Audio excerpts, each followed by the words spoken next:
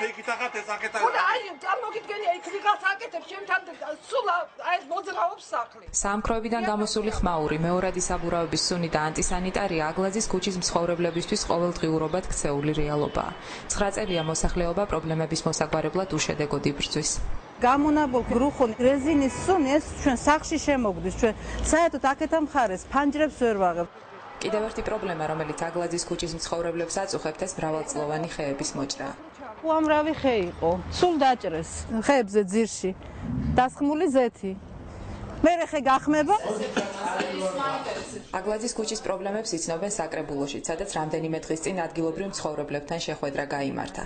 სერიოზულ პრობლემასთან გვაქვს საქმე. საბოლოო ჯამში მაინც ყველა მივედით იმ დასკვნამდე, რომ პრობლემა არის საკანონმდებლო დონეზე გადასაწყვეტი. აუცილებელია უწყებათა შორის კომისია შეიქმნას, რომელსაც ასე თქვა დაემატება აი უწყებებთან ერთად, მათ შორის ჯანდაცვის სამინისტრო, ეკონომიკის სამინისტრო, დაემატება თბილისის მერიის შესაბამისი სამსახური.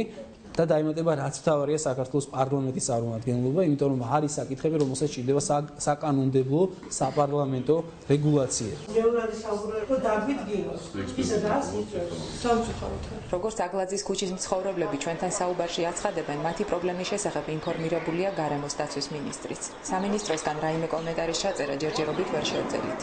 საბურავების ნაწილაკები შეიცავენ პოლიციკლურ ნახშირწყალბადებს. მსგავს გარემოში ცხოვრების შესაძლო შედეგებზე საუბრობს ექიმი ტოქსიკოლოგი ინგა ღვინერია. ფილტრებიდან გადადის სისხლში და სისხლიდან ხვდება სხვადასხვა ორგანოებში და ცნობილი არის და ძალიან საშიშად არის მიჩნეული, რომ ეს იწევს ადამიანებში ფილტვის კიბოს, კუჭის კიბოს, ღვიძლის კიბოს და ასე შემდეგ.